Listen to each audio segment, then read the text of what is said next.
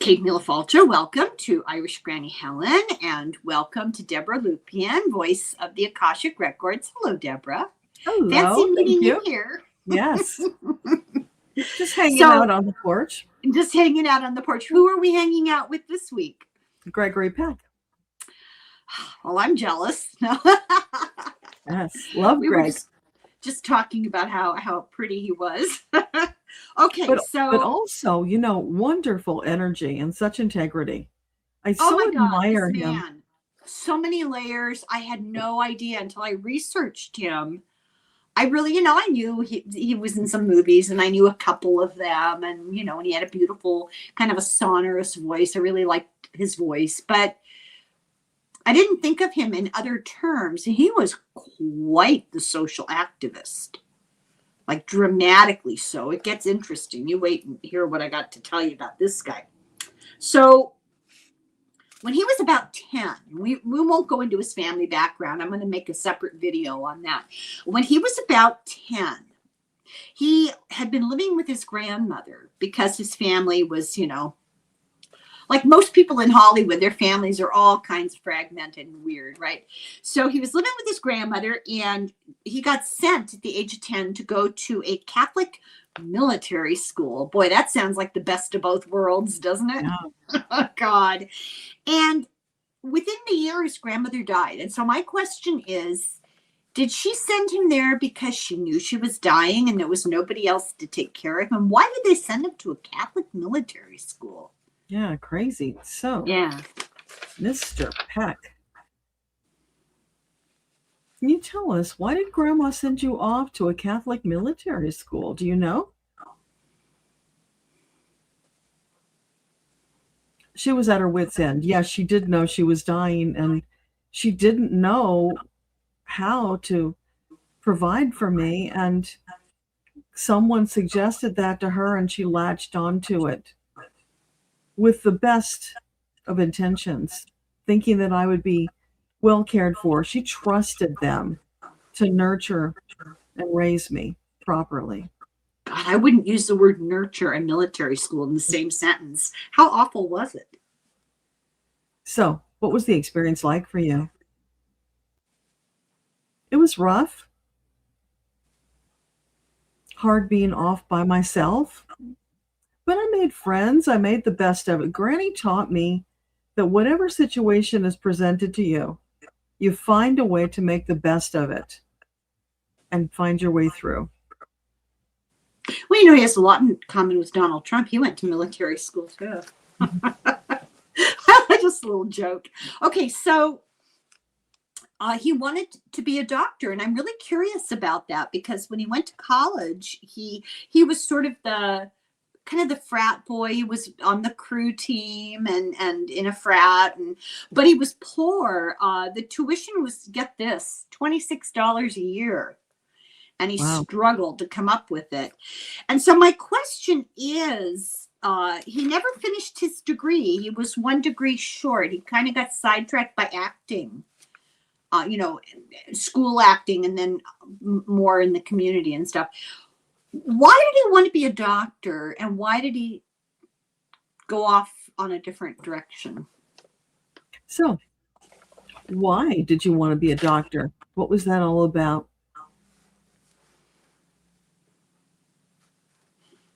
Raised the way I was with the values I had, I wanted to help people, and making them well, helping them to be healthy, that seemed like an honorable way to make a living while making a difference in the world. By the way, I didn't say anything about this, but now I feel like I should say something about it because he comes from a really illustrious family. He's related to a hero of the Easter Uprising in Ireland. Direct descendant of a guy called Thomas Ashe. He was his paternal grandmother. That's who he's related through to, this Thomas Ashe, who died because of his involvement in the Irish Rebellion, but he was a hero. I thought that was interesting. Yes. Maybe he was inspired. Maybe he was inspired by him. He probably heard stories as a child. Makes me predisposed to like him. Okay, so he said that Berkeley was the 3 greatest years of his life, were the 3 greatest years of his life, and that it woke his time there, woke him up and made him a human being. What did he mean by that? So what did you mean about Berkeley waking you up, making you a human being? Well, I had been fairly cloistered most of my life. Going to Berkeley, meeting people from all different sorts of backgrounds and cultures helped me to see such a larger picture of humanity than what I had ever imagined was possible. It was an enlightenment, you might say. It expanded my consciousness, caused me to be more curious and wanting to get more involved. So he was from San Diego. That's where he grew up, I think. I think I have that right. Correct me if I'm wrong. Yeah, San Diego. He went to high school in San Diego, went to San Diego State, which my brother-in-law graduated from their law school. Just thought I'd say that. And then he went to Berkeley, which is, the other end of California, basically. How beautiful was it up there then? Because it's a beautiful area. So tell us about San Diego when you were a child. No. Berkeley. Oh, Berkeley. Okay. Yeah. So tell us about Berkeley. What was it like?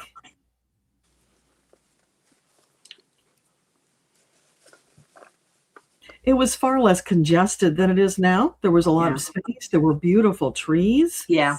There were all the amenities. It was everything you could ask for. All of the support. What else? It was just a wonderful experience, meeting the people, having this grand park that we essentially lived in with all of the amenities and opportunities that presented to us. It was just heaven. Yeah, that is what it's like. It's like living in a park and all the redwoods, and it's just beautiful. So he had this ambition. He was going to be a doctor, but he got sidelined by all the acting, and he did not finish his degree. He's 1 course short. I don't, does he remember what course it was? What course did he not finish? So can you tell us, what was the course that you didn't finish at Berkeley?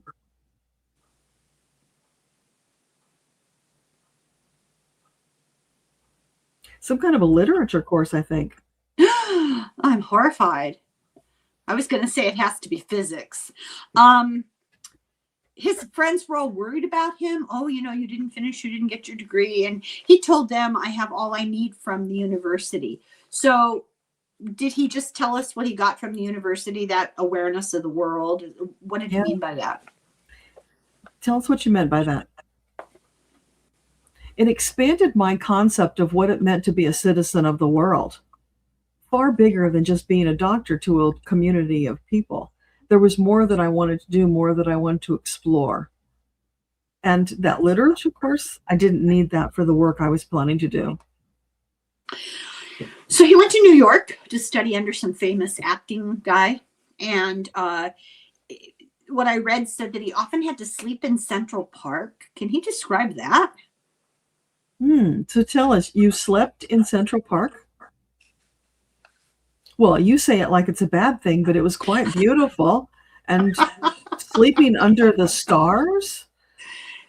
It's not the Central Park that you might be familiar with today. It was safe. It was wide open.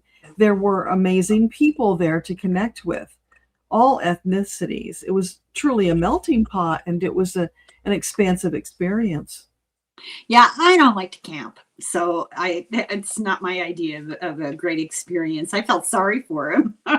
Okay, so he worked at an assortment of jobs. He worked at the World's Fair, which I think is interesting. He worked at Rockefeller Center, and he was a tour guide for the Radio City Music Hall. How often did he get to watch the Rockettes?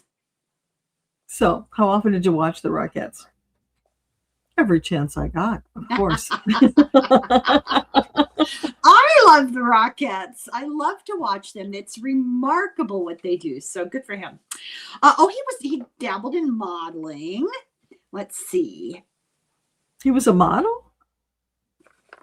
What Yeah, did he ask him model? about. I don't know. Ask him. I just got dabbled in modeling. Yeah. So tell us, what did you model?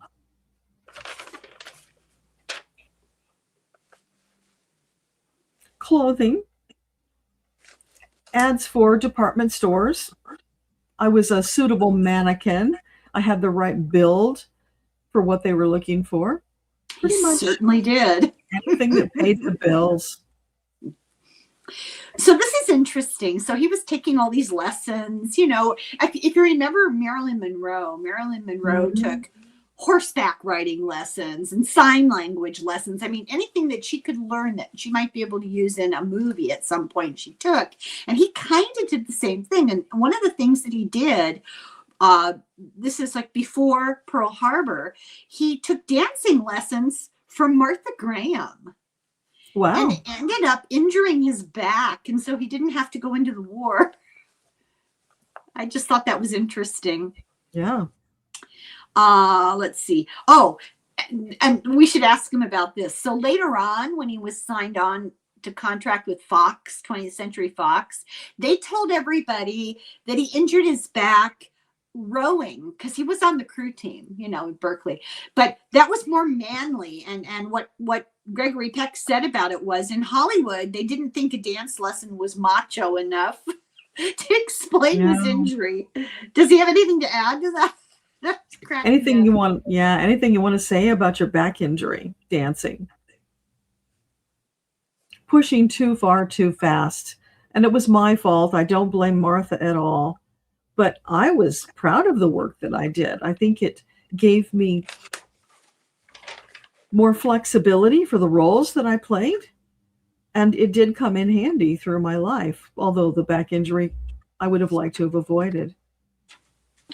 Well, all my kids were dancers, if you could believe that. I can't walk across the room. I think it skips a generation, you know. Yeah. But my oldest daughter is still a dancer and a dance teacher. And so we had dancers here at our house all the time. I have never seen people work so hard, dedicated so much to, it's this weird combination of physical and creative. And you know, that kind of takes you in two different directions. And either one of those areas really requires your full devotion. And yet dancers combine them both. It's really impressive and really interesting. And they give up a lot. For example, they can't eat. I mean, that alone is bad enough. Okay. So my notes talk about some of his early movies, and he was called a little stiff. And so I guess my question would be, how much do reviews and comments about your acting, how much did they affect you? Did you find them demoralizing? Did you ignore them? So what'd you think about all those comments about you being stiff? Was it demoralizing? Well, yeah, some of them cut deep and they were disturbing. But you know what? I learned over time to just ignore them, let them roll off my back, because if I was going to be successful, I could not allow myself to get taken down by some schmo off the street who had an opinion. I think we're familiar with that, aren't we, on our channels? Mm-hmm. Yeah, very familiar with that. Okay, so moving through a few different movies, and he did get some Academy Award nominations pretty young, which is really interesting. The Keys of the Kingdom. He was in a movie in 1946 called Spellbound, directed by Alfred Hitchcock, and he made a really interesting comment that I'm curious about. Hitchcock is said to have been cool to him because he really wanted Cary Grant, and Cary Grant turned down the role. So Gregory Peck got offered, and Hitchcock wasn't happy about it. And later, Peck said that he was too young to work with Hitchcock, that Hitchcock shook his confidence. Could he talk a little bit more about that? Yeah, tell us a little about your experience with Hitchcock. He was intimidating. He had a reputation, and of course he had that body of work, and I wanted to do a good job.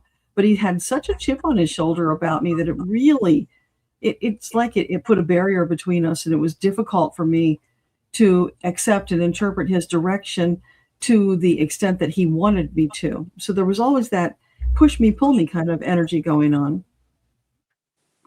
Someday we should talk to Alfred Hitchcock. You know, he manipulated people.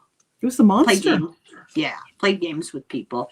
So I would think if you're young and uncertain, it would be a very vulnerable position to be in. However, the payoff was he met Ingrid Bergman and they had an affair for a long time. Oh, I didn't know that. Yeah. So talk about that. Yeah. So tell us about your experience with Ingrid Bergman. She was amazing, inspiring, sensitive, deeper than most people gave her credit for. We had many long, deep conversations about life and about the world, our aspirations. She inspired me to step my work up to a higher level. And that stiffness you referred to, she helped me figure out how to get past that. It was a glorious time we had together. Well, I don't know what they're talking about because I didn't see that. You know, that's not how I remember him. I would say she was a very strong person.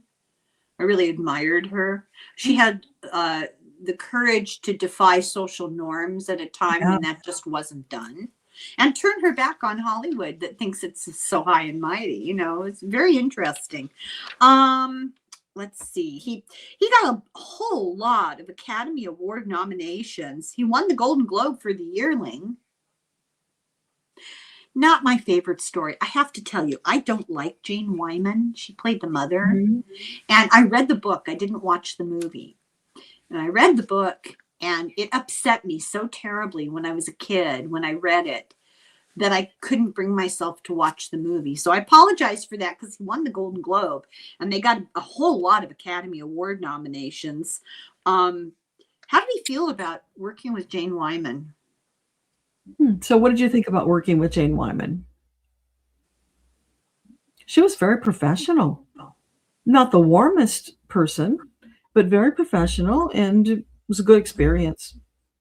Well, see, I feel like her picker was broken because she married Ronald Reagan, so guilt by association. Yeah.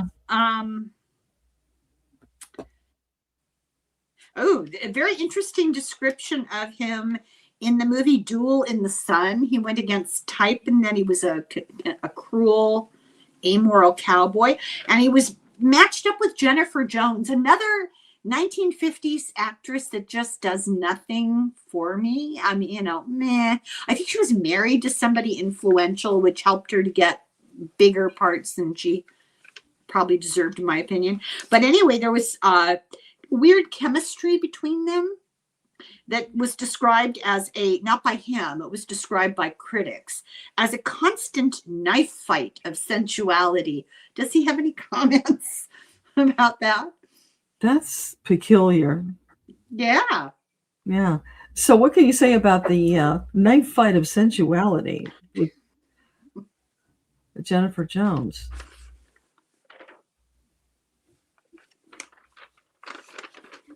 I thought we got along well. I don't know what they're talking about. That's the critics. I don't know. The movie was, I'm sure he knows this. The movie was considered too lurid for some places. They wouldn't show it. I have no idea what was going on in that movie, but apparently it was hot and heavy. I don't know. He doesn't know. Yeah. What do you think about that? We did what we were directed to do and trusted that the professionals knew what they were doing, and they were producing something that would be suitable for the public. But as it turns out, there was a backlash. Come see, come saw. So it's called Duel in the Sun, but people started calling it Lust in the Dust. I don't think I've seen that one. I think that's hilarious. Anyway, she got nominated. for an Academy Award, and he got very polarized reviews because he was playing against type, and people had their ideas of what he was, and then he was this really awful character in this movie. So people are funny. Yeah. What does he think about that? Audiences are so fickle. What does he think about that? So what do you think about the fickle audience? When I sign on to do a movie, I put all of my professionalism on the line, and I trust the director and the crew. How it turns out is not my responsibility. You just do your best. That's all you can do, right? Show up, do the job. Yeah. So then he was in a movie in 1947, The Macomber Affair, I think is how it's pronounced. And I noticed it was with Joan Bennett. How much do you know about Joan Bennett? Not a lot. Well, here, I'm going to spend this entire conversation here. I'm dying to get Gregory Peck to dish out some dirt about his co-stars. So does he know? I mean, I don't know how this works, but Joan Bennett went on later in life to play a very important role whose name I forget in Dark Shadows, that sort of soap opera. That's who she is. Yeah, I saw that. Yeah. So I'm just curious. What does he think of that? Because I'm sure he must know. You know, when he saw her in Dark Shadows, what does he think? Ugh. I can't picture the two of them together based on that character, but yeah. So what do you think about Joan Bennett? Anything you have to say about her? Joni was great. We had a good time working together. Another professional. I really was lucky that I got some of the best pros to work with. Made my job easy, and I was appreciative. I'm just more interested in how amused was he when he saw that she did Dark Shadows, because that was a hoot. Yeah. So what did you think about her playing in Dark Shadows? More power to her. I thought it was creative. It was interesting. And she was at a time in her life where there weren't that many roles available in Hollywood. So bully for her for finding she her way. owned it. Yeah, she really owned it. And it was a hilarious show. Did you ever watch it? As a kid, I saw it a few times, but I was in school, so, didn't see it often. I used to race home from school so I could watch it. She was, this uptight matron of this very wealthy family. They filmed it live. There were no rehearsals. It wasn't on tape. It got put out on television live, which was really unusual for the time. So it was always fun to watch the snafus. So the one that I'm thinking of is one day they were standing in the hallway of this mansion talking, and a picture just fell off the wall. Clunk. And then another time somebody came in and walked over to hang his coat up, and he couldn't get the coat to stay on the hook. It doesn't sound that funny now, but it was absolutely hilarious. Okay. Then he did Gentleman's Agreement, and this is where he starts to get into movies that are meaningful. Statements. Yeah. And, Gentleman's Agreement was about anti-Semitism. Yeah. Right. Took the words right out of my mouth. So what are his thoughts on that movie? Tell us about Gentleman's Agreement. It was a passion project for me. I was honored to have the opportunity. I'm very proud of the picture and how it touched people's lives and how it still touches people's lives. When you can leave a legacy like that, you've made your mark. It's saying something, and I'm proud of it. It won Best Film, it won Best Director, and he called it one of his proudest works.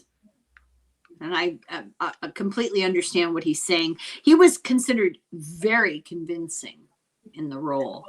The father to that little boy, he was very convincing. It was like they really knew each other.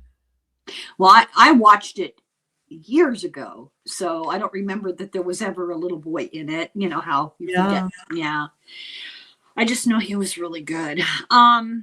So then the next 3 movies he made weren't very good, according to, critics.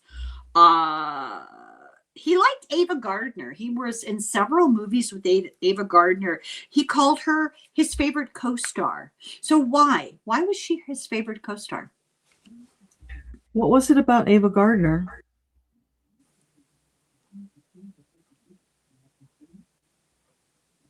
They fit like they were two pieces of a puzzle. There was a connection. They could almost read each other's mind, and they were able to play off one another to take the work to a higher elevation. And he found that quite satisfying. And it's not even like work when you work with someone like that. Kindred spirits. What do you think of Frank Sinatra? So, what did you think about Sinatra?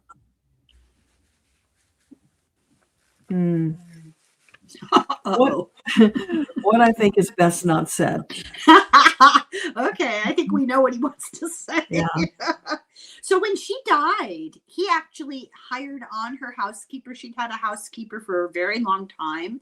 And rather than have this woman left adrift, he gave her a job as his housekeeper. And he also took Ava Gardner's dog.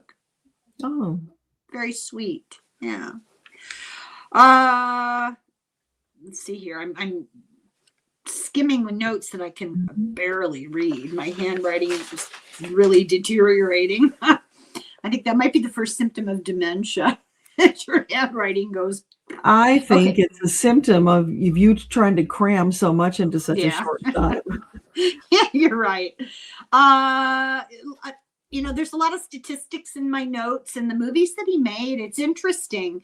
Even the ones that weren't great still were like one of number 10, of the year, which is pretty significant. Oh, he made a couple of Westerns, and he grew a mustache because he felt like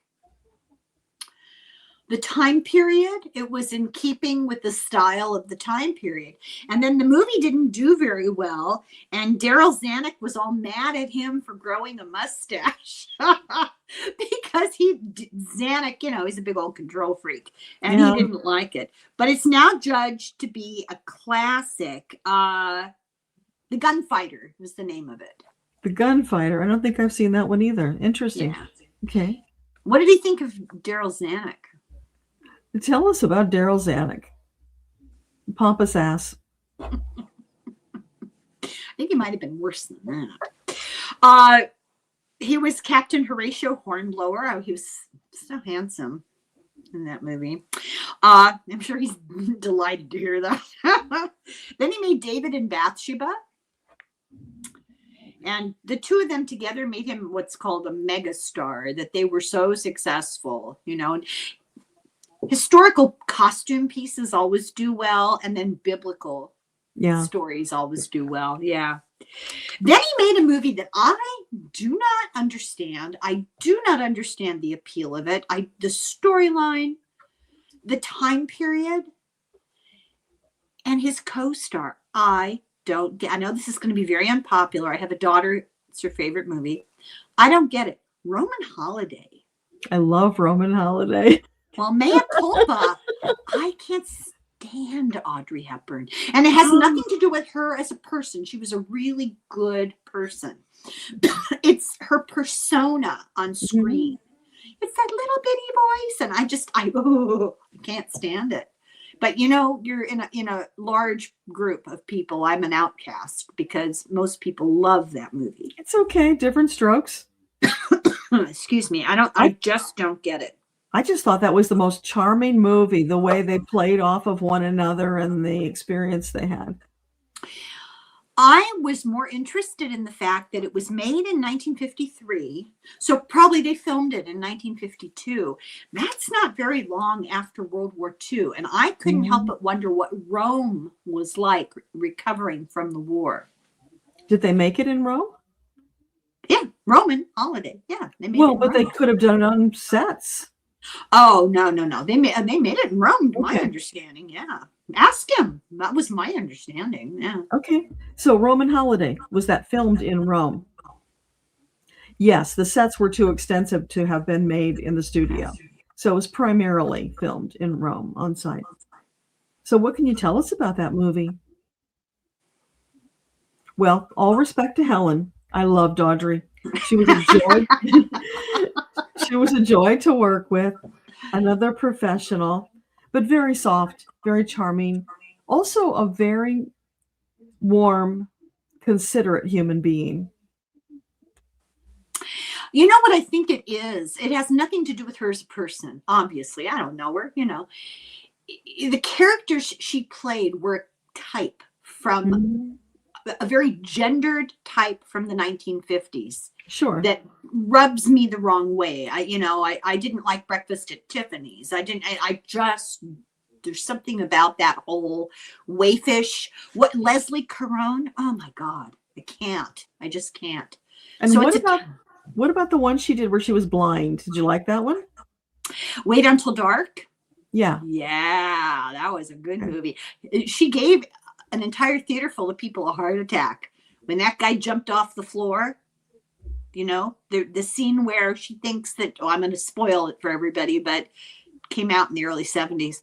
The bad guy, the murderer guy, she thinks she's done him in, but she's blind, and he jumps up off the floor. Everybody in the theater just, it was great. It was wonderful. What was Rome like after the war? Could he still see, the damage of the war and the people, how they were affected by it? Tell us about Rome after the war. Sure, there were large segments that showed the scars of the war. The people were very grateful for the business. And honestly, it opened the doors for tourism and encouraged people to come back. It made them curious about the country. So it was a boon to them. And that made the experience even more satisfying for us. It was a beautiful country if you looked through the damage, and the money that what we did brought to the country helped them to rebuild. So all in all, it was deeply satisfying for many reasons. Did he love Rome? Did you love Rome? The energy, the integrity, the history. There's a lot to love about Rome. Okay, so all's forgiven as far as Audrey Hepburn goes because I love Rome. This was another movie where Gregory Peck was not the first choice. Cary Grant was again, and Cary Grant turned it down. Did they have kind of a rivalry going? Did you have a rivalry going with Cary Grant? Not on my part. I can see why we went up for the same roles because there was a similarity. Yeah. And so it was understandable. I was not offended. I was honored to be considered. Yeah. And I kind of think of them very similar, with similar affection. I really like both of them very, very much. So I'm not surprised. He did a really nice thing when this movie was made. A real gentlemanly thing to do. He could see that Audrey Hepburn, even though she was young and new, that she was going to be a megastar. And he insisted in his contract that she get top billing. And, the director, producer, whoever's in charge of that, really pushed back. They didn't like that. And he said, I'm not going to have her down below my name because she's going to get an Academy Award for this. And won't I look like a fool? I just thought that was very gentlemanly, very thoughtful, and really funny. Does he want to talk about that? Yeah. Do you want to talk about giving Audrey top billing? Seemed the logical thing to do for me. It was a no-brainer. I was happy to do it. And those studios need pushback every once in a while. Was it harder for women to deal with the studio system than it was for men? What do you say to that, Gregory? Are you kidding? No. Have you heard what they do to women? Yeah. Not that it's easy for men because there's a lot of subterfuge going on. But no, for the women, it's just incredibly challenging, particularly the young, attractive ones. Yeah. Okay, so he went on to make a few more. Oh, I'd forgotten about this. So he made a movie with John Huston, Moby Dick, and they made it off the Irish coast. Which I'm here to tell you that if you want to drown very, very quickly, die of hypothermia within 3 minutes, there's your place to go. And he almost drowned a couple of times So did he spend time in Ireland? What did he think of it? Tell us what you think about Ireland. Well, I have a deep affinity for it, being that I'm related to the old Irish. It's a beautiful country. I loved the landscape, the fresh air, the exhilaration of being amongst a people who are so hale and hearty, self-reliant. I really admired them. So it was a wonderful experience. I'm so glad I had that. So how cold is that water? Yeah. What do you think about that water? You know, that's part of the job. Sometimes we have to do things that are just not comfortable. Cracks me up. When I was in Ireland, the last time I was with my cousin, and we went down to the beach close to where my mother is from, and it's in the middle of nowhere. And it's like probably March, so it's still a little coldish. And I took off my shoes to go walk in the water, and he goes, "What are you doing? Are you out of your mind?" And I said, "Well, yes, but that's a separate issue. But I want to be able to say that I put my feet in the Irish Sea, even if it's just, and actually I've done that before when I was a child. I just don't remember. But I wanted to be able to say that I had done it. Oh my God, is that cold? So yeah, when I read that he almost drowned off that coast, I thought, oh, almost wouldn't take very long. Okay, let's see here. Oh, he was in a movie with Burl Ives. Is Burl Ives what he appears to be? I mean, he's gone now, but he just appeared to be this really nice guy. Was he a really nice guy? What do you have to say about Burl Ives? He had a good heart. He was jolly. I was going to say, you can't sing "Have a Holly Jolly Christmas" the way Burl Ives does and not have a good heart. Yeah. So he made On the Beach with Ava Gardner, which is that Neville Shute book about nuclear war. I don't know if you've ever read the book. No. Did he read the book, and what does he think about that kind of an apocalyptic scenario? There's been a nuclear bomb has been set off, and the radiation is traveling around the globe, and the last place to get it is going to be Australia. And he happens to be an American naval person in Australia when this happens, and he's sort of stuck there. Nobody's going anywhere, and it's people facing their mortality, their imminent mortality. It's a really interesting book. Can you talk a little bit about it? So did you read the book On the Beach? I did not. I read the script. I had notes. I made some inquiries where I needed more information, but unfortunately there was not time to read the book. I'll take Helen's word for it that it's a fine book. It's a really good book. It's quite a story. But what is his take on that sort of an apocalyptic scenario? How weird was that to work on? Yeah. So what do you think about the apocalyptic type movie? How did that feel working on that? It really brings you in touch with the possibility and the thoughts of your own mortality. You can't go through that, bringing up the emotions, going through the motions of the threat without feeling it at a deep level. So it did impact me. I had to process those feelings. But in the grand scheme of things, life goes on regardless, and we're still here. You're still here. Yeah, I would just like to recommend Neville Shute's books. He wrote several books about Australia, and he's from Australia, and they're really good. So next he made The Guns of Navarone, which was about World War II, I hate war movies, no offense. But he starred with David Niven, which makes up for a lot. I really like David Niven. They won all kinds of awards. It was considered the best movie of the year. What was it like working with David Niven? Tell us about David Niven. Fine fellow. I respected him immensely. We got on quite well, and it was an honor to act with him. Yeah, it strikes me as somebody that would be really entertaining to to work with. So right after that movie, which was just considered this gigantic hit, it got the British awards, it got the Golden Globe, it won some Academy nominations. It was a big deal. Then he made Cape Fear. Have you ever seen that? Yes.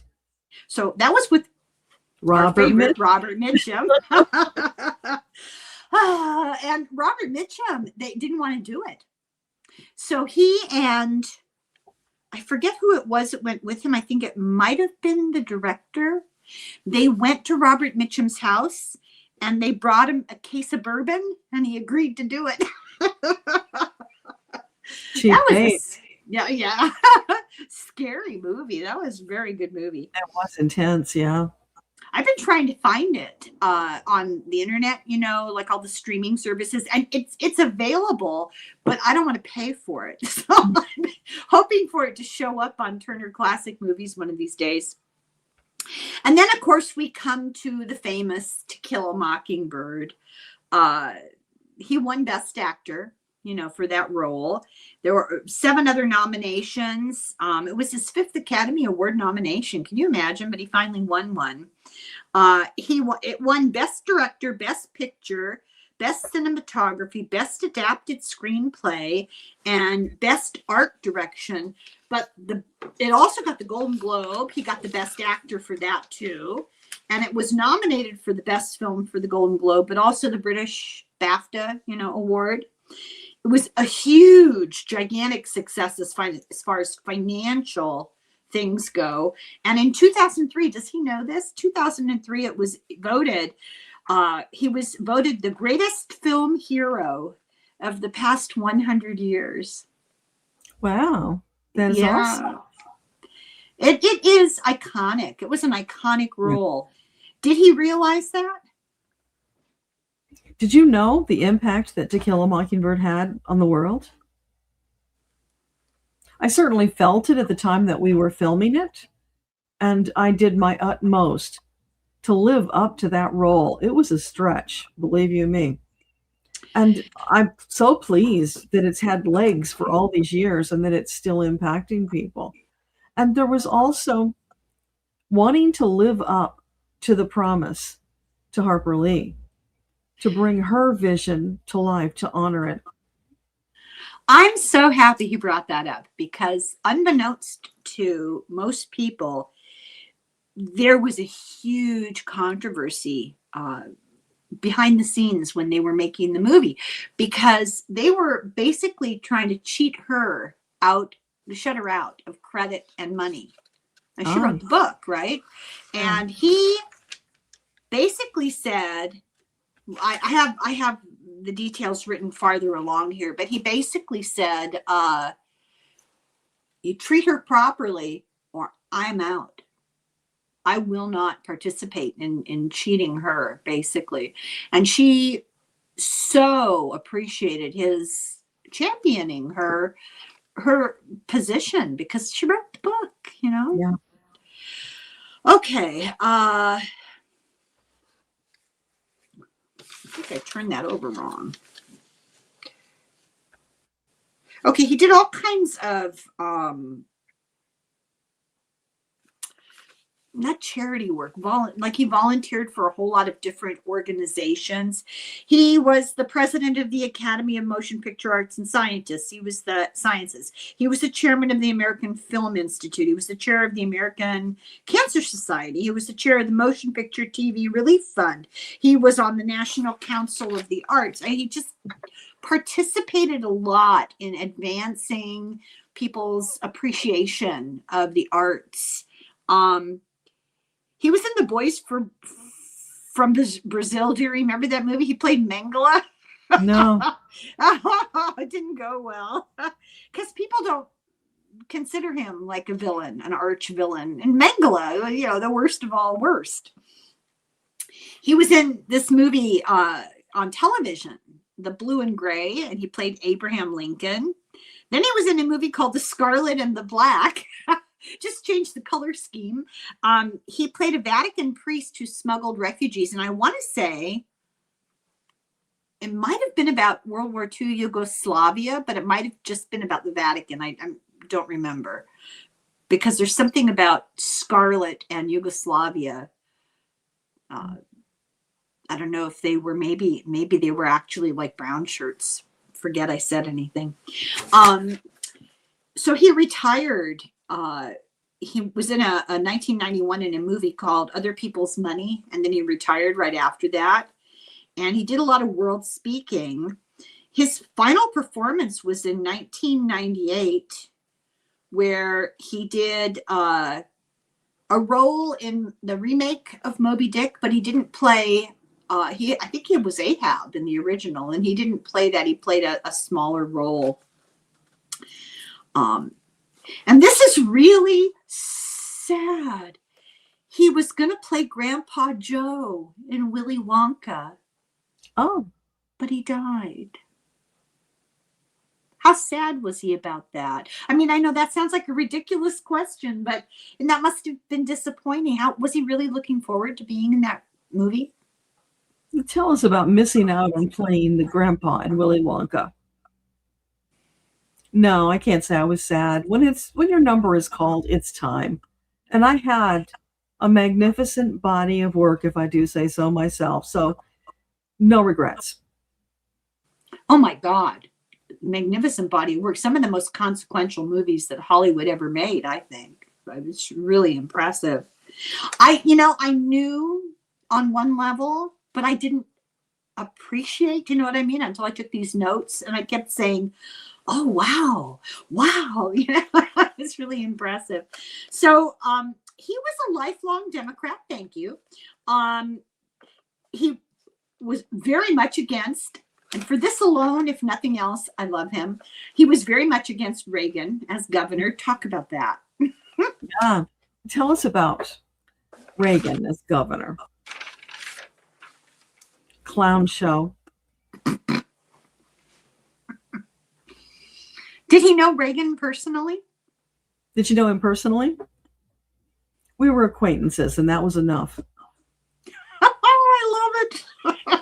He's my nemesis, Ronald Reagan. Gregory Peck needs to know that. So people kept trying to encourage him to be in politics because he was good at that kind of thing, and he was good at advocating, but he didn't want to be in politics. LBJ, this is interesting. He wanted him to be ambassador to Ireland. Oh, and that's been interesting. Yeah. But then he didn't seek re-election, so it didn't happen. Oh. So he had taken him aside and said, if I decide to run, which I haven't decided yet, I'm going to make you ambassador to Ireland. So was he a little disappointed not to get that job? Were you disappointed that you missed out on the ambassadorship? It was an exciting idea, but all in all, no, I wasn't disappointed. It would have been a large responsibility. Yeah. And at that point in my life, I was looking to slow down. Yeah, I can understand that. All those formal dinners and stuff, it could be a drag, right? Yeah. So all the awards and honors, he got the Medal of Freedom from LBJ. All, the Oscars and the Golden Globes and the BAFTAs and all that stuff. His greatest honor, do you know what it was? No. He was on Nixon's enemy list. Could he talk a little bit about that? Because that's just delicious. Yeah. So tell us about being on the Nixon enemy list. I consider it an honor among fine company. And honestly, I was standing up for what I believed was right. So if he didn't like what I was doing, I certainly didn't like what he was doing. So I felt like that was validation. I was on the right track. Indeed. I had a conversation recently with Frank Schaefer, whose father was the religious nut, and he would describe it that way. And his son became a Marine and went to the Middle East. And he talks quite a bit in his most recent book about that conflict, because he was a pacifist and what that was like. So same thing happened to Gregory Peck. He was very outspoken against the Vietnam War, and then his son became a Marine. and went off to war. What was that like? So tell us about your son becoming a Marine. I loved my son, so I supported his choices, even though I didn't agree with them. And I worried about him every day he was away. It must have been hell. Hell on earth. I can't imagine. You busy yourself, you don't think about it. I had a lot of interests that I could pour my heart and soul into, and I used that to distract myself from the danger. Did he take up art when he was retired? It's been so long since I made this, I don't remember. I got this visual of him wearing a smock and painting, so made me wonder if he painted. I don't know. I might have. I will get to it because I can't read my handwriting. It takes too long. I can Google it. No, if he did, I have it written down. But in order to decipher my handwriting, I don't want to make everybody wait. Well, we'll get that's okay. Just curious. So in 1972, he helped to produce the trial of the Cantonsville Nine, which was about Daniel Berrigan, the protesters in the war. Yeah, he knew them. I mean, he was in with the right people. Here's something interesting. I forgot to ask Nate about this. We're going to have to ask him. He was close friends with Jacques Chirac. Does that ring a bell? Yeah. He was president of France, I think. He campaigned for the Democrat running for Senate in Alabama in 1978. He did voiceovers. This is great. He did voiceovers for public service announcements, TV ads, against Reagan's nomination of Bork for the Supreme Court. And the opportunity. Yeah, love great. That. He was extremely anti-nuke. He was an anti-nuke activist and a lifelong advocate for gun control. Does he have an opinion about where we are now, given the state of gun violence in this country? Tell us about gun violence in the country. What do you have to say about that? It's appalling that the people could allow this to happen, that they would continue to turn a blind eye despite all of the destruction, loss of life. It's tragic. It's heartbreaking. What does he think about the really terrifying situation we find ourselves in? Did he ever think he'd see democracy on the brink like this? So what do you think about the state of democracy? Did you ever think it would get this far? No, in my time, it was inconceivable. America was strong, brave, leaders of the free world. Never occurred to me that this could happen. And honestly, I find myself shaking my head in dismay and astonishment that it has got this far. And I pray for all of you. Ramp it up. We need it. Oh my God. Okay, so they found out later in 2017, they found out that there were documents that he was monitored by the national security agencies. They had a full bio, like a dossier on him and were monitoring him. Did he know that he was like a public enemy or something? Did he know that? Did you know that they were keeping a dossier on you? Well, to be honest, they were keeping dossiers on a lot of people. And I was politically active, so it was not a surprise to me. So we're going to back up just a little bit. He died in... I had it written down. Where did it go? Oh. 1955? No, that must be when he got divorced. Well, never mind. We'll keep moving forward. I have a painful question. His son, John, died at his own hands, and I could not find the information, and I don't like to bring up painful stuff, but I'm curious, was that the Marine? So the son who took himself out, was that the same one who was the Marine? John, yes. It was. Yeah. Yeah. So, you know. Not painful now. No, PTSD from the war. Would you say he had PTSD from the war? Certainly that was a factor, yes. He was never the same when he came back, which is what I had always feared. Yeah. He was a sensitive boy. Yeah, that's just a terrible tragedy. So he had a relationship with a Finnish actress from Finland. And they had 3 sons, and then they got divorced, and then he had an affair with Ingrid Bergman. But then he married the day after his divorce was final. He married this woman, Veronique Passam, or Passani. I can't read my handwriting. She was a reporter, and they stayed married the rest of his life. They were married when he died. He had a son, Anthony, with her, and that son, Anthony, married Cheryl Tiegs. Oh. Isn't that interesting? So, yes. Did he meet Cheryl Tiegs? He must have. Must have gone to the wedding, No. I would think. Yeah. Did you meet Cheryl Tiegs? Well, yes, of course. Well, knowing families the way I know families, there's never any guarantee. But was she as beautiful in real life, or is it all the camera? So was she an authentic person, or was she just a big fake for the camera?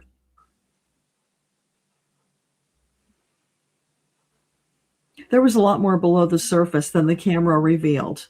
Yes. And I was happy for my son. Oh, that's nice. So his grandson, I want him to know. I looked up his grandson because it said that in this biography I read that his grandson, Ethan Peck, was an actor. I've seen his pictures. God. Oh my God. He looks like him. He's so handsome. The apple doesn't fall very far from the tree. So why did he own thoroughbred steeplechase horses? He's not the first star that we've read about that got into horse racing horses. It just seems, I don't know, odd. Does it seem odd to you? No, actually it doesn't. Steeplechasing is different from thoroughbred racing. The horses get better care. They're not driven to break their bones when they're babies. They're more mature. They bring them along slower. And he was somebody, remember, he was competitive in rowing and other sports. He was a sportsman. And steeplechasing is real sport because they're going out and all sorts of different hazards that they've got to negotiate. It takes a great deal of skill on the part of both the rider and the horse. And is steeplechasing where they jump over fake gates and ditches and stuff like that? I can't watch that. That gets my stomach in a knot. I'm so afraid something's going to happen bad. Yeah. Well, I can't watch it. Didn't used to be so dangerous. People have added on through the years, and they have made it incredibly dangerous so that it's quite deadly at times. But when he was doing it, it was sport. And he enjoyed it. I think he probably enjoyed hunting as well, hunting with horses. And it's similar. There's a similarity, except in the steeplechasing, it's speed as well as the complexity of the obstacles. Is that the kind of thing that paralyzed Christopher Reeves? No, he was doing stadium jumping. What's that? That's where you have all these jumps set up, just plain jumps. They're not elaborate bushes and gates and all of that. It's in a stadium, and you've got jumps set up that you go around a pattern. Oh. Okay.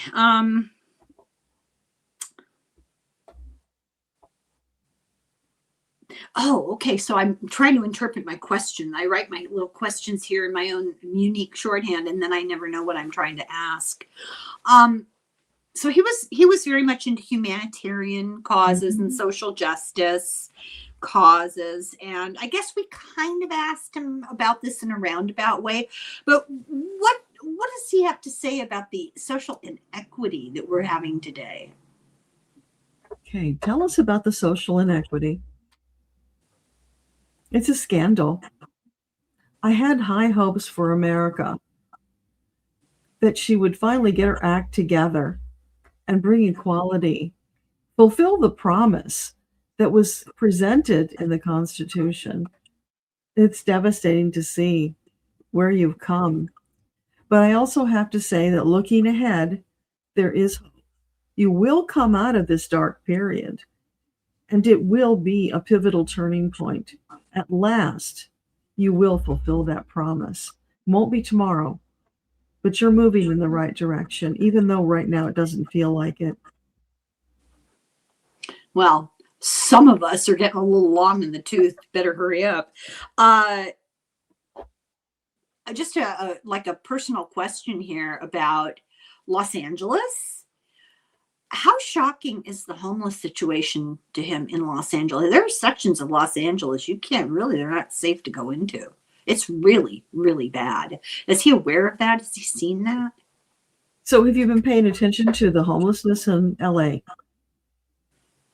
Not really. It's too painful to look at. And there are so many things going on right now. So that's one I haven't really looked at much, but I'm sorry to hear that. Yeah, downtown LA is just, there are a number of blocks where that's all there is. I mean, they can't even do regular business there anymore. It's scary. Not that all homeless people are scary people, but it's a concentration of criminal behaviors drawn to that area too. And desperation, yeah. Oh, yeah.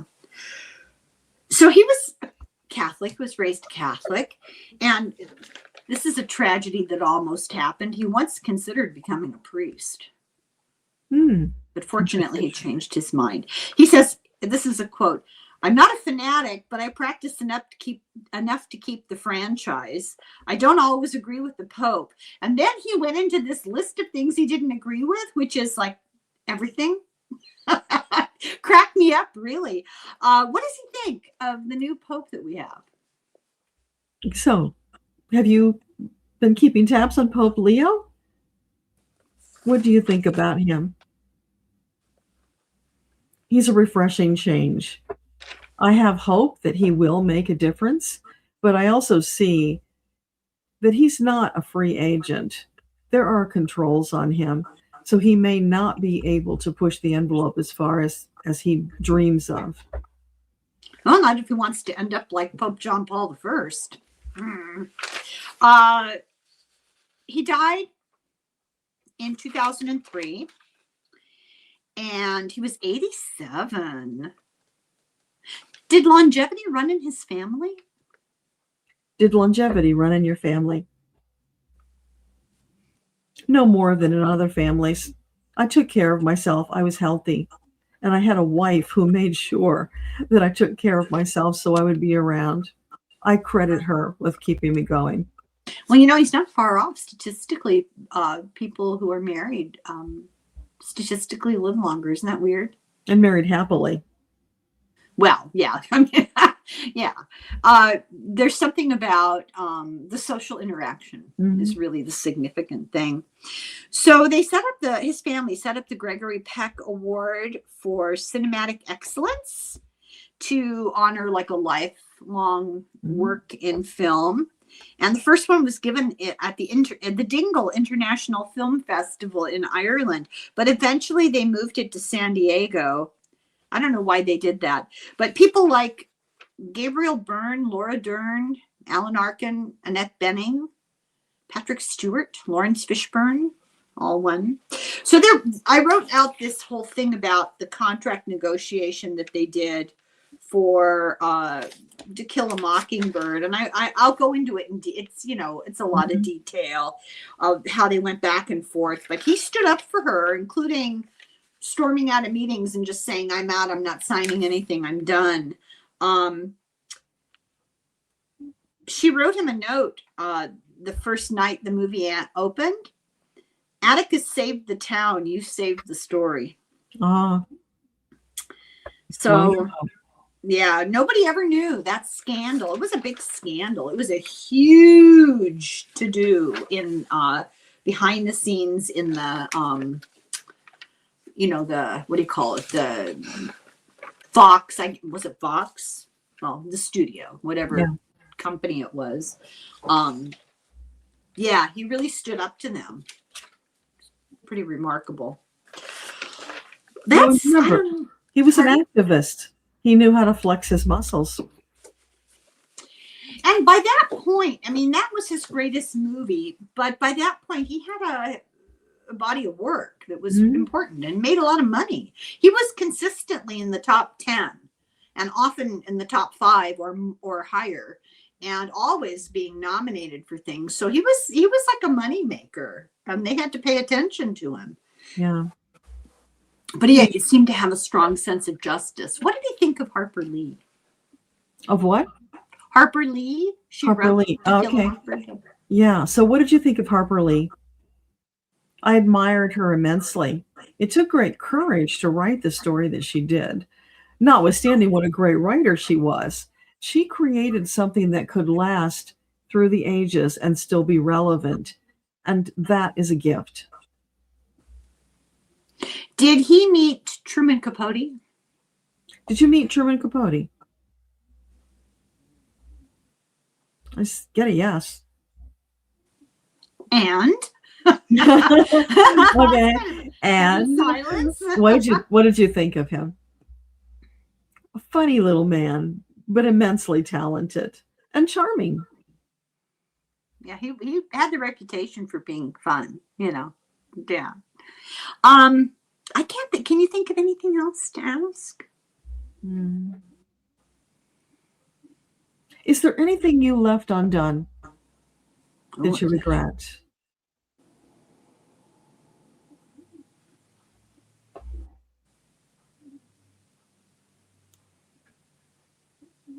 Anything at all? I can honestly say I lived a good life. I left my mark. I had the love of a good family. What more can anyone ask for? So could we ask him about what he thinks about Hollywood today, for example, if he knows? I mean, I don't know if he pays attention, but I think maybe yesterday or today they had was it the Critics' Choice, the Golden Globe, something? They had some awards ceremony. I don't know. You could tell I pay attention. Who does he think is a great actor for our time? So, could you name someone who you believe is a great actor for our time? There are many fine actors, and I don't like to play favorites.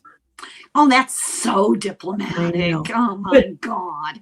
But I'm seeing De Niro. I think he's amused by De Niro. And he's also admiring him because he's standing up on his principles. So that more than even the acting impresses him.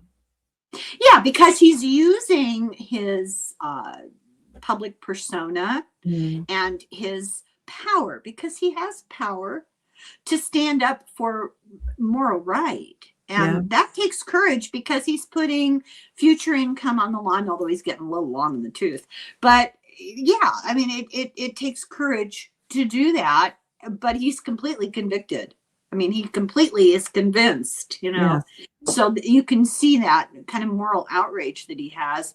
I want to ask him a question about a movie that I just saw that I think this may be my favorite movie that I've seen in years, and nobody seems to know about it. It's weird. It's called The Life of Chuck.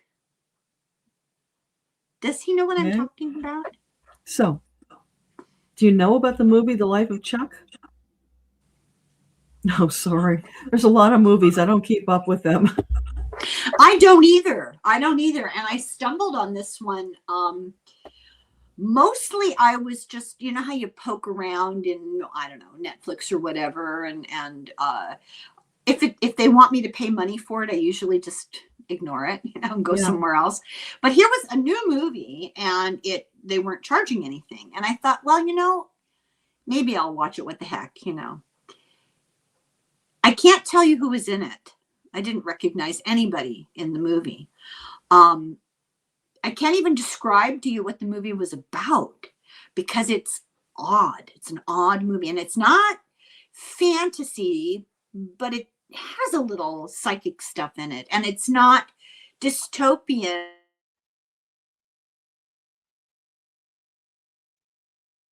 You just froze. Hopefully you'll come back. Yeah, it's really an odd movie, but I thought it had a very, very important message, and it was so interesting because it had so many different facets to it, and there was dancing. There was one big dance scene, and it was great. I mean, I was astounded because, you know, anything with any dancing in it, I like. It was very meaningful. It felt important. It felt meaningful. So the movie's over and the credits pop up, and you know, I can barely see anyway, you know, and I'm trying to read the credits, and jumps out of the screen at me, based on a book by Stephen King. Wow. I know, and I guess I read the book and I don't even remember. Well, it must have had a different title then. I don't recall a book called that. I think it might have been a short story. Ah, okay. Yeah. But it's a really weird title. It just doesn't evoke anything, not even interest. I know. It's like I know. dull, plop. And the advertising for it, I mean, I haven't seen any moving advertising. I've seen stills, you know, like the poster for it. It just seemed, I don't know, not enticing. Yeah. And like I said, I didn't know anybody who was in it. So I didn't have a preconceived idea of what the movie might be like. I found it really compelling, and it had a message, and I'm not even sure what the message was. Just really a different, interesting movie. And I don't like fantasy, and I don't like science fiction. I mean, it's a lot of weird things that ordinarily I wouldn't necessarily be drawn to. It's a good movie. Very interesting. Well, and maybe you'll get more views now that you're promoting it. Well, I hope so. I think it deserves it. And, you know, Stephen King. Yeah. You know, people have the wrong idea about Stephen King. I have to advocate for him because he needs my help, you know. His books are often internal monologue and character development. And it's really hard to get that on the screen. It's really hard to do that. And people focus, when they make movies out of his books, they focus on the scary part or the creepy part, and his books are not always like that. Many of his books aren't like that at all. Like he wrote this one book called, it was actually, I think, a novella or a short novel called Thinner. And this guy was kind of overweight, you know, and he's driving down the street one day and he does something stupid and hits somebody. Doesn't do a hit and run, but he hits somebody. Maybe he does a hit and run. It's been years since I've read this. And the old person that gets hit is related to Romanies, and they put a hex on him. And he starts to lose weight, and he can't stop losing weight. And he gets thinner and thinner and thinner until he disappears. It's a great, great story. It was before Ozempic, too. Just, you know, everybody's fading away from that. Yeah. Have you seen some of the people that have been taking that? Yeah, it's sad. It's dramatic. I always felt when that came out, it's like there's a price to be paid for taking that kind of a shortcut. And I don't think we've even begun to scratch the surface of the damage it's doing. Well, they're coming in. I've had the same feeling. And I know this sounds like sour grapes. So, you know, they're saying now that, okay, as soon as you stop taking it. Yeah. Yeah. You're on it for life. And for some people, it's expensive. And for some people, even though they stay on it, they gain weight. Oh, that's so unfair. That's really unfair. There's no magic bullet, unfortunately. No. Because if there were, I'd be loading up my gun. No. So I have a friend who's diabetic and quite large, and her doctor recommended it to her. And at first she did lose some weight, but then it just stopped. And now she can't go off it because she'll gain more weight, but it's not helping her to lose. It's a catch-22. It's really like one of those Chinese finger puzzles, you know? You're stuck. We have a very tortured, unhealthy relationship with food. And when I say we, I mean me. And, you know, you can see these people that are losing this weight, which is great. You know, I understand the compulsion, right? But it does some strange things to your face. I think it's a wasting away of muscle underneath. Yeah. Yeah, I don't know. What do I know? Okay, I don't know how we got from Gregory Peck to Ozempic, but somehow we managed. Circuitous routes. That's right. Everything's connected. 6 degrees of separation. I can't think of anything else to ask him, but I really enjoyed talking to him. Just have so much respect for what he did. I get the feeling of a very straightforward person. Like what you see is what you get. Yes. He doesn't play games. He's straightforward. Yeah, and smart, really, and a lot of integrity. And I really let him know I really appreciate him being willing to be tortured by us for an hour or more. Yeah. He says it was an honor, Helen. Oh, thank you. Thank you. Well, maybe we'll be back. If I have any more questions about Audrey Hepburn, I'll come back. Yeah. You can do a redux. Yeah. All right, then. Well, thank you, Deborah. It was a pleasure. Our work here is done. We didn't solve any crimes tonight. That's okay. You don't always have to solve crimes. Well, we really should, but that's okay. Well, I'll come up with one. I'm working on one right now that is actually solved, so it's no mystery.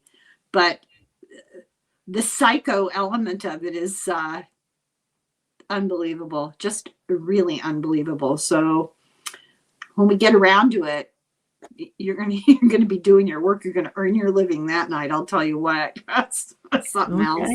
It's a challenge. There's no end of crazy people to talk to, and when I say crazy, I mean batshit. Yeah. Okay, so thank you for doing that. I really appreciate it. And thank you for asking. Oh, always, and you know, people really appreciate the work you do. So yeah. You know, I appreciate you asking because it gives me a chance to flex those muscles in a way that I don't normally do. And it's fun. It is fun. It's interesting. I wish I could not see, but, you know, internally visualize what you actually do. But I'm still grateful to get the answers anyway. Yeah. When you open your mouth someday and Gregory Peck's voice comes out, that's when I'm done. Yeah. I don't think that's going to happen. I don't think so either. Okay, thank you everybody for watching, and thank you so much, Deborah, for doing the hard work, and thanks to the glorious Gregory Peck. Yes, the yummy Gregory Peck. We'll keep an eye on that grandson, Ethan. Everybody look him up, and we'll be back. Song of foil, everybody. Promise. Bye.